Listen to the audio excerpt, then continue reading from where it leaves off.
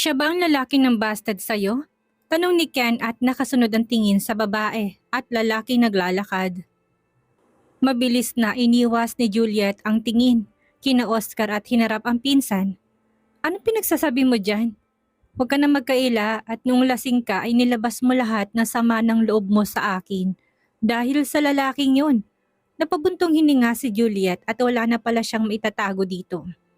Isuot mo ng helmet mo at kakain tayo sa labas. Kumindat si Ken sa pinsan at ibinigay dito ang helmet. Hindi na lang nagtanong pa si Juliet sa pinsan at hinayaan nito na pumili ng kakainan nila. Bakit ang bagal mo magmaneho? Easy, sundan natin sila kung saan pupunta. Pumalatak si Juliet saka lang niya napansin ang sasakyan ni Oscar na nasa unahan nila banda. Hindi sila mapansin dahil may isang sasakyan na kapagitan sa kanila at medyo traffic. Nagustuhan ni Juliet ang naisip ng pinsan. Isa pa ay gusto niyang ipakita din sa binata na baliwala na ito sa kanya. Gusto rin niyang sanayin ang sarili na kahit makitang binata ay hindi na siya maapektuhan pa. Pagka-parking nila sa isang sikat na restaurant ay agad siyang inakbayan ni Ken. Ang kamay mo, hindi ganyan ang gesture ng may relasyon. Oh sorry. Agad na hinapit ni Ken sa bewang ang pinsan. Let's go? Good evening po. May reservation po ba kayo? Harang ng guard sa pinto kina Juliet. Wala na po bang bakanteng table? Tanong ni Juliet at sumilip sa loob. Iilan lang naman ang kumakain kasi maaga pa para sa hapunan. Mayroon po pero baka po naligaw lang kayo dito. Expensive po ang pagkain sa loob. Nainsulto si Juliet sa sinabi ng security guard. Ang tingin pa nito sa kanya ay mukhang minamaliit sila. Sinusuri niya sarili kung may mali ba sa kasuotan niya. Pagtingin niya sa pinsan ay nakasuot lang ito ng plain t-shirt na kulay puti. Napakamot siya sa kilay. Nagmukha silang pareho na walang pera. Siya kasi ay nakakulay puti din na t-shirt at nakatuck-in lang sa itim na pantalon. Pero branded naman ang suot nila kahit na ganito lang kasimple.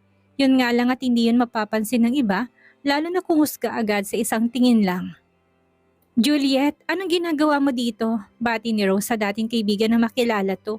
Umikot ang mga mata ni Juliet nang makita si Rose. Mukhang mapapalaban na naman siya sa bullying at madadamay pang pogi niyang pinsan. Ma'am, kasama niyo po ba siya? Pasensya na kung naharang ko dahil ang buong akala ko ay hindi nila afford ang pagkain sa loob. Paghingi ng paumanhin ng guard kina Rose. Napatikwas ang kilay ni Juliet at napatingin sa damit ni Rose. Kasuotan po bang basehan niyo kuya sa pagtanggap ng customer dito? Napipila ng guard at hindi alam ang isasagot sa dalaga. What is wrong sa paraan ng pag-judge ni Manong Guard? Trabaho niyang i-check ang lahat ng tao na papasok sa loob upang masigurong walang magiging problema, lalo na sa bill. Nakatikwas pang kilay ni Rose at nanguuyam ang tingin ipinukul kina Juliet. Biglang nakahinga ng maluwag ang guard nung masigurong hindi kasama ng bagong dating ang babaeng mukhang walang pera. Magsasalita na sana ito ngunit inunahan ni Ken. Kung hindi man kami makakabayad sa loob ay problema na namin yon. Ang trabaho ng security guard ay masigurong walang harmful. Nadala ang bawat customer na papasok sa loob at i-check ang pangalan sa logbook. Gulat na napatingin si Rose sa lalaking katabi ni Juliet. Hindi lang pala mukha nitong gwapo. Nakakakilig din ang boses nito at lalaking lalaki. Ngumiti siya sa binata. Hi, my name is Rose. And? Mukhang nababagot ng tanong ni Ken sa babaeng gusto pang makipagkamay sa kanya. Pinigilan ni Juliet ang matawa dahil sa pinapakitang interest ni Rose sa pinsan niya. Ngumiti pa rin si Rose sa binata kahit nagsungit na ito sa kanya. Well, kung gusto mong makatikim na masarap na pagkain at makapasok sa ganitong klaseng lugar, ay kaibiganin mo ko at ililibre kita. Nakangiting tumango ang dalawang kasama ni Rose at inudyukan din ang binata na tanggapin ng alok ng huli. Chip, lahat pa ng lalaking gusto mong makuha ay sinusuhulan mo ng pagkain. Tigagal si Rose at hindi makapaniwalang nakatitik sa gwapong lalaki. Napahiya siya at hindi nagustuhan ang tingin sa kanya ng binata. Mga tingin na tila bang sinasabi nitong walang matinong lalaki ang gustuhin siya kahit na maging kaibigan. Babe, ganyan kagalante ang dati kong kaibigan. Tingnan mo at ililibre ka niyan. Kinindatan ni Juliet ang pinsan upang sakyan itong naisip niya. Nakagat ni Rose ang loob ng ibabang labi nang umiti sa kanya ang lalaki. Biglang bumilis tuloy ang tibok ng puso niya. Kahit ito yata ang pinakamahirap na lalaking makilala niya, ay okay lang. Sobrang gwapo naman kasi at ang ganda pa ng pangangatawan. Then, siguro naman ay papapasukin mo na kami, Manong Guard. You see, our friend he is here. At siya magbabayad ng pagkain ko kapag walang pambayad. Muling ngumiti si Ken kay Rose. Totoo po bang sinasabi niya, ma'am? Tanong ng guard kay Rose. Walang problema ang pera na pambayad sa pagkain. Ililibre kita pero kailangan mong hiwalayan ng babaeng yan. At ako na ang magiging bago mong girlfriend. Hamon ni Rose sa lalaki. Umangat ang isang sulok ng labi ni Ken at amused na nakatitig sa babaeng gusto siyang angkinin. Pagtingin niya sa pinsan ay nagpipigil to ng tawa. Sure, pero depende yan sa performance ng bulsa mo. Hinila sa kamay ng isang babae si Rose at bumulong. Sigurado ka ba dyan? Paano kung malakas pala kumain ng lalaking yan? Huwag kang mag-alala at ang tulad niya ay walang alam sa pagkain. For sure ang o-orderin niya ay puro common food na alam niya lang kainin. Pabulong ding tugon ni Rose sa kaibigan. Sige po, pumasok na kayo sa loob. Pinadaanan ng guard ang dalawang hinarang kanina. Excited na pumasok si Juliet sa loob ng restaurant at nakalimutan na ang taong dahilan kung bakit sila naroon. Rose, nakangiting tawag ni Cynthia sa babaeng bagong pasok sa naturang restaurant. Napatitig si Rose sa babaeng tumawag sa kanya. Nang makita si Oscar na kasama nito ay napangisi siya. Nakilala na rin niya ang babae at naging kaibigan ng kapatid niya. Matamang pinagmasdan ni Oscar si Juliet na abala na sa pagtingin ng sa menu at hindi siya napapansin na nasa kabilang table. Oh, hi! Long time no see. Nagagalak na bati ni Rose sa babae bago kay Oscar. Totoong mukhang nagulat si Juliet pagkakita kina Oscar. Pakiramdam niya ay parang nawalan siya ng ganang kumain. Sinong mga kasama mo? Nakatingin si Cynthia sa lalaking kasama nila Rose. Lalong napangisi si Rose sa isipan. Gusto niyang kusang umalis si Juliet at ito ang naisip niya. Ah, mga schoolmate ko. Ito si Ken ay boyfriend ni Juliet at soon ay magiging akin. Nangunot ang noon ni Cynthia at naguluhan sa sinabi ni Rose. Hinawakan ni Juliet sa kamay ang pinsan upang pigilan itong magsalita laban kay Rose. Nahuli niyang napatingin si Oscar sa kamay nila ni Ken pero hindi niya inalis iyon. Yes, tamang narinig mo. Nakita ko lang sila sa labas at isinama ko dito kasi ayaw papasukin ng guard. Bilang kapalit, magiging akin ang boyfriend niya. Pagyayabang pa ni Rose. Nagtawanan ang mga kaibigan ni Rose kasama si Cynthia at naawa ang tinging ipinukol kay Juliet. Blanco naman ang ekspresyon sa mukha ni Oscar. By the way, dati nga palang stalker ni Oscar si Juliet. Patuloy na pamamahiya ni Rose kay Juliet. Really? Manghang tanong ni Cynthia. Rose, that's enough. Malamig na saway ni Oscar sa babae. Yes, ang akala ko nga ay mahal pa rin niya hanggang ngayon si Oscar. Ayaw pa awat na ani ni Rose. Inista na patitig si Cynthia sa babaeng tinutukoy ni Rose. Hindi niya rin gusto ang paraan ng titig ni Oscar dito na kanina pa niya napapansin. Oh well, mukhang ngayon lang siya nakapasok sa ganitong lugar kaya isinugal na niya ang boyfriend niya sa'yo. Makakain lang dito at natigil siya sa pagsasalita nang biglang ibinagsak ni Oscar ang kamay nito sa lamesa. Biglang natahimik ang paligid at maging si Rose ay natakot sa nakikitang pagdilim ng aura ng mukha ni Oscar. Calm down, mamaya ka na gumanti. Bulong ni Juliet sa pinsan at lalong hinigpitan ng hawak sa palad nito. Ramdam niyang mainit na tingin sa kanya ni Oscar, pero hindi niya yun pinansin. Maiba tayo, bagay kay ni Oscar. Kinikiling na puri ni Rose sa dalawa. Thank you, we're still getting to know each other. Napaisngit si Juliet at inulit sa isipan ng maarting sinabi ng babaeng kasama ni Oscar. Ang taray, paano nga pala kayo nagkakilala? Lalong kinilig si Rose para sa dalawa. Close kami ng mami niya at gusto ako ni Tita Amanda para kay Oscar. Naikuyom ni Juliet ang kamay at nainis sa narinig.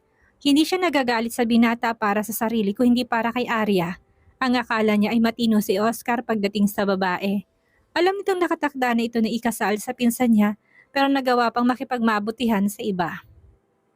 Inilapat ni Ken ang bibig sa tenga ng pinsan at bumulong. Babe, kamay ko yung hawak mo at ang sakit ng kuko mong bumabaon sa balat ko. Gulat na bitawan ni Juliet ang hawak na kamay ng pinsan. Sorry, mag-order ka na nga. Tumino muna si Ken sa gawin ng lalaking kinahibangan ng pinsan. Nang magsalubong ang tingin nila ay umangat ang isang sulok ng labi niya. Banaag sa mga mata niya ang pagkaaliw sa lalaki at halatang hindi nito gusto ang nakikitang closeness nila ni Juliet. Tumikim siya muna para kunin ang atensyon ni Rose dahil naiiritan na rin siya sa kaingayan nito. Hindi pa ba tayo kakain? Oh sorry, mukhang sabi ka ng makatikim ng masarap na pagkain. Sinayasan ni Rose ang waitress upang ibigay sa kanya isa pang book na menu. Order ka na ng gusto mo. Inilayo ni Ken ang kanina pang nasa harapang menu. Hindi ka ba marunong mag-order? Let me help you. Nakangiting kinuha niyang menu na binitawan ng binata. No, give me that one. Turo ni Ken sa isang menu. Bahagyang nanlaki ang mga mata ni Rose na makuha ng binata ang hawak niya kanina. Kinabahan siya dahil baka hindi lang isa ang orderin nito. Dalawa pa ang nag-serve sa kanila ng waitress upang mapadali umano kaya hindi niya alam kung anong kinuha ng huli. Juliet, ito nang gamitin mo sa pagpili ng pagkain. Abot ni Rose na isang book menu sa dalaga. Thanks, pero si Ken ang bahalang pumili ng gusto kong kainin. Ngumiti si Juliet kay Rose. That's all, sir? Nakangiting tanong ng waitress kay Ken. Itinaas lang ni Ken ang daliri at pumitiki yon, hudyat na pinaalis na ang waitress. Anong in-order mo? Kinakabahang tanong ni Rose. Nasa 20,000 lang kasi ang dala niyang pera. Naidasal niya na sana isang putahe lang ang order ng binata. Napatingin si Juliet sa kabilang table kung saan nakaupo si na Oscar. Mukhang seryosong pinag-uusapan ng dalawa na kinainggitan niya. Sa akin ka lang dapat nakatitig, pabulong na si ni Ken sa pinsan. Pumalatak sa isipan si Juliet at pinaglaruan ng daliri ng pinsan habang hinihintay ang pagkain nila. Tsak na mapapahiya mamaya si Rose kapag oras ng bill na. Halos lumuwa ang mata ni Rose nang iserve na ang pagkain sa lamesa nila. Hindi lang isang putahe, kundi 4 ang in-order ng binata. Ang malalapay mga mamahaling seafood ang napili, katulad ng lobster sa kantalaba na hindi pa nasubukang kainin nilang mag-anak dahil ayon sa ina ay ginto ang halaga nun. Hindi pa naman 2 piraso lang ang naroon at nang bilangin niya ay nasa 10. 2 ang uri ng talaba nasa menu. Kaya huwag kang mag-alala, hindi naman siguro siya bibigyan ng mamahalin dahil hindi tayo mukhang milyonaryo. Bulong ng isa kay Rose at nabasang nasa isipan nito. Huminga ng malalim si Rose at tumango sa kaibigan. Dumating na rin ang pagkain nila kaya nagsimula na silang kumain. Oscar, hindi ba pananamantalang ginagawa ng boyfriend ni Juliet kay Rose? Concern na tanong ni Cynthia habang nakatingin sa pagkain nasa lamesa ng mga ito. Mind your own business. Napahiya si Cynthia sa naging tugon ni Oscar. Nanahimik na lang siya at nagsimulang kumain. Gustong matawa ni Juliet nang makitang pagkain nila at sa pagkain nila Rose. Inalok pa niya ito ng kanilang pagkain. Sawa na ako sa ganyang pagkain. Ubusin niyo na at siguradong ito at first at last natikiman sa masarap na pagkain. Nang insultong tura ni Rose. Nagkibit balikat si Juliet at ngumiti. It's up to you. Baka magsisi ka kapag naubos na namin to. Kumuha siya ng talaba gamit ang chopstick at sinubuan ng pinsan.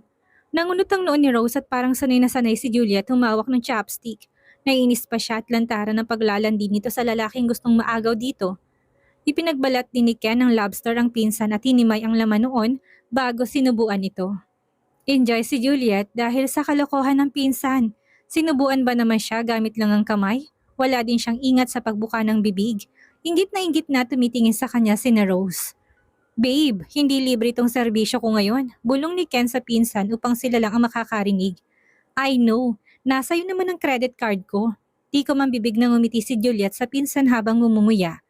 Excuse me, tapusin mo ng pagkain mo't gusto kong manigarilyo. Ani Oscar na hindi na makatiis at pumunta sa smoking areang naroon lang din sa resto.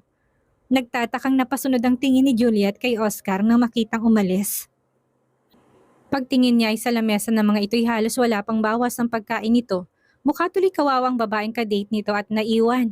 Hindi malaman ni Cynthia kung anong iaakto para kasing iniwan siya ng nobyo. Ang akala niyang madali lang na mawala ang binata ay hindi nangyari.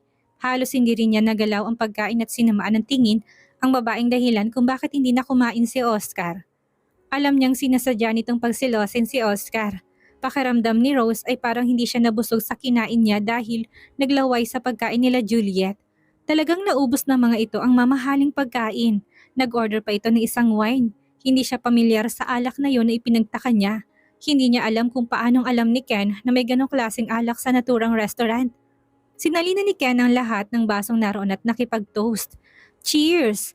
Pasalamat sa masarap at libreng pagkain. Nilasahan muna nila Rose ang alak at ang sarap. Sila na mismong tumagay pagkaubos ng laman ng baso. Ilang sandali pa'y lumapit ng waitress sa kanilang table. Sir, here's the bill. Ani ng waitress kay Ken. Sa kanya mo po ibigay at siyang magbabayad. Turo ni Ken kay Rose. Kinabahan na naman si Rose nang iabot sa kanya ang bill ng kinain nila. At nang makita ang amount ay parang biglang gustong lumabas sa bibig niya ang kinaing pagkain. Parang lumaki din ang ulo niya dahil sa pagkabigla. Oo, 156,000 pesos? Nautal niyang basa sa amount. What? Gulat at magkapanabay na naibulalas ng dalawang kaibigan ni Rose. Tinagaw pa ng mga ito ang resibo upang tingnan ang bill nila at nang makita'y nabitawan ng mga ito ang kapirasong papel. Miss, bakit naman ganyan kalaki ang bill namin? Kinakabahang tanong ni Rose sa waitress. Dahil po mamahaling pagkain ang in-order ng kasama niyo. Hindi po ba kayo aware na coffin baking oyster ang kinain nila? Sagot ng waitress. Mabilis na tinignan ni Rose kung anong klaseng pagkain ang binanggit ng waitress. Mabasa sa book menu ang naturang pagkain ay halos manghina siya. Mamahaling oyster pala ang kinain ng dalawa na nagkakahalaga ng halos 5,000 pesos ang isa sa market at depende pa sa size. Ang lobster ay mamahalin din at talagang mayayaman na tao ang kumakain ng mga ganong klaseng pagkain. Pero bakit umabot naman sa ganyang kamahalang bill? Reklamo ng kaibigan ni Rose. Dahil halos natulala ng huli sa laki ng bayarin. Napatingin si Oscar sa table nila Rose habang naglalakad pabalik sa table nila ni Cynthia. Nagsindi lang kasi siya ng sigarilyo pero hindi naman naubos. Nangunot ang noo niya nang makitang bote ng wine na nasa table ng mga ito at bukas na yon. Dahil po sa wine na order nyo, yan pong pinakamahal na wine dito sa restaurant. Nagkakahalaga ng mahigit 60,000. Parang may bombang sumabog sa utak ni Rose at parang nabingi sa narinig.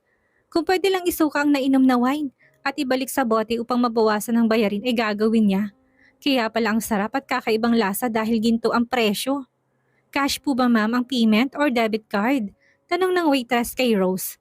Teka po, itinaas pa ni Rose ang kanang kamay upang paghintayin ng babae bago tumingin kay Ken. What? Hindi mo ba kayang bayaran ang kinain ko?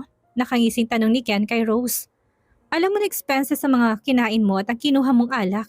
Nanunumbat niyang tanong sa binata. Of course, ganyan ako kagastos sa pagkain at inumin. Kaya dapat masanay ka na kung gusto mo akong ikama. Aroganting sagot ni Ken kay Rose. Excuse me, parang kalabisan naman na yata ang ginawa mo at hindi bagay sa isang katulad mo. Ang gastusan ng ganyan kalaki sa pagkain lamang. Hindi na nakatiis na sabat ni Cynthia. Kilala mo ba ako para sabihin yan? Matigas sa tanong ni Ken sa babaeng nagmamaliit sa pagkatao niya. Sandaling napipilan si Cynthia. Biglang nagdalawang isip sa pag-judge sa appearance ng lalaki. May accent din itong manalita kaya mukhang hindi dito sa Pinas lumaki. Isa pa ay obvious na sinadya nitong kumuha ng ganong mamahaling alak upang mapahiya si Rose. Ma'am, bayaran niyo na po at marami pang customer akong kailangang asikasuhin. Pakiusap ng waitress at talatang nainip na sa paghihintay. Malamig ang paligid pero pinagpapawisan na si Rose ng malapot. Wala pa sa kalahati ng bill ang dala niyang pera. Pagtingin niya kay Cynthia ay umiwas ito ng tingin sa kanya. Ibig sabihin na hindi rin siya kayang tulungan sa bill. Gusto niyang pagsisihan ng katangahan at kayabangan kanina upang maagaw kay Juliet ang lalaking kasama nito. Marahang nagpunas ng tissue sa bibig si Juliet at pinigilan ang sarili na huwag matawa. Namumutla na kasi si Rose at hindi alam kung saan kukuha ng ipapambayad. Gustong sabihin ni Rose na hindi siya ang kumain at nag-order ng mamahaling alak kaya ayaw niyang bayaran. Ngunit ang guard ay nasa harapan na nila at napansin na nagkakaroon na ng komosyon sa paligid. Alam ng guard na siya ang magbabayad sa kinain ng dalawang hinarang nito kanina. Ang ibang kumakain doon ay napapatingin na rin. Ako nang magbabayad ng kinain nila, ani Oscar na nakalapit sa table. Masayang lumapit si Cynthia kay Oscar at proud siya dahil mapera ang lalaking kadate niya. Inis na napasimangot si Juliet. Hindi siya natutuwa sa pagligtas ni Oscar sa tiyak na kahihiyan na sasapitin sana ni Rose. Alam niyang kaya ng bayaran ni Oscar ang ganong kalaking halaga pero ayaw niya. Salamat pero hindi na kailangan pare. Malamig na tanggi ni Ken sa alok ng lalaki.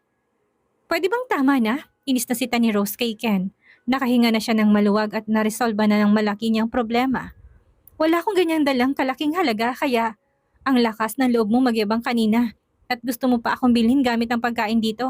Pero sa halagang barya na yan, para sa mayaman na hindi mo kayang bayaran? Putol ni Ken sa pagsasalita ng babae. Namula ang pisngi ni Rose dahil sa labis na pagkapahiya.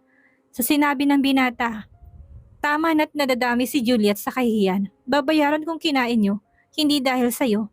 Tumigas ang anyo ni Oscar nang biglang kumapit si Juliet sa braso ng lalaki. Mabilis na inagaw ni Ken ang resibo nila mula sa waitress. Salamat sa malasakit pero kaya kong bayaran ang kinain ng girlfriend ko. Gusto ko lang turuan ng leksyon ng babae yan na akala mo ay may milyong dala. Lalong namula ang pisngi ni Rose dahil sa patutsada ng binata. Lahat ng mga naroon ay sa kanya na nakatingin, lalo na at naririnig ang sinabi ni Ken. Naikuyom ni Oscar ang mga kamay ng marinig na girlfriend ng lalaki si Juliet. Hindi na niya ipinilit ang gusto tinintay kung paano mabayaran ng lalaki ang ganoon kalaking halaga. Inilabas ni Ken ang black card na bigay ng ama sa kanya. Ang pang-cash lang naman ng card niya ang naka-freeze sa ngayon. Pero ang card sa ganitong kainan ay hindi at takot ang mga ito na magutom siya sa labas. Mabilis na tinabig ni Rose ang kamay ni Ken bago pa maiabot ang hawak nito sa waitress. Pwede ba? Tama na akong pamamahiya mo sa akin. Huwag kang umasta na parang may pera para lang makapagyabang. Hayaan mo si Oscar nang magbayad dahil siya lang ang may pera dito. Nagtagisan ng bagang ni Ken at malapit nang maubos ang maiksing pasensya para sa babae. Alam mo, this is my first time na magkaroon ng issue sa pagkain at dahil sa kayabangan mo. Kung ikaw ay walang pambayad, then hayaan mong siyang magbayad ng kinain niyong magkaibigan. Huwag mo kong idamay dahil hindi mo ko katulad na puro hangin ng kayabangan at walang pera.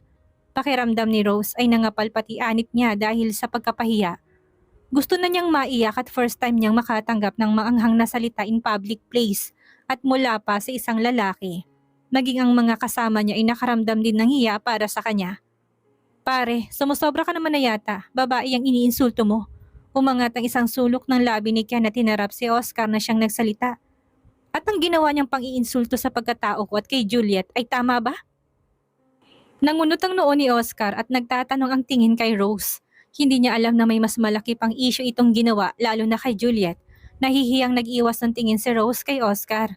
Hindi niya naman kasi akalaing mas matalas ang dila ng lalaki kaysa sa kanya. Ang akala niya ay katulad to ni Juliet na nakilala niyang tahimik lang kahit awayin niya. Next time, manalamin ka muna bago manlait ng kapwa. Lalo na kung hindi mo naman kilalang lubusan ang taong minamaliit mo. Pagalit na ibinigay na ni Ken ang card sa waitress. Faster. Inis na tumabi si Rose kina Oscar at tinintay na mag-fail ang pag-swipe sa card ni Ken upang makaganti ito. Ngunit ganun na lang ang gulat niya nang marinig na successful ang payment. Mangha ang waitress na mag-okay ang payment. Ang akala niya rin kanina ay nagyayabang lang ang lalaki. Lalo na at ang bata pa nito bukod sa pananamit. Pagtingin niya sa guard ay halatang kabado na ito. Lalong kumabog ang dibdib niya nang umilaw ang alert na dumating ang anak ng may-ari ng naturang restaurant. Anong nangyari? May problema ba sa payment niya?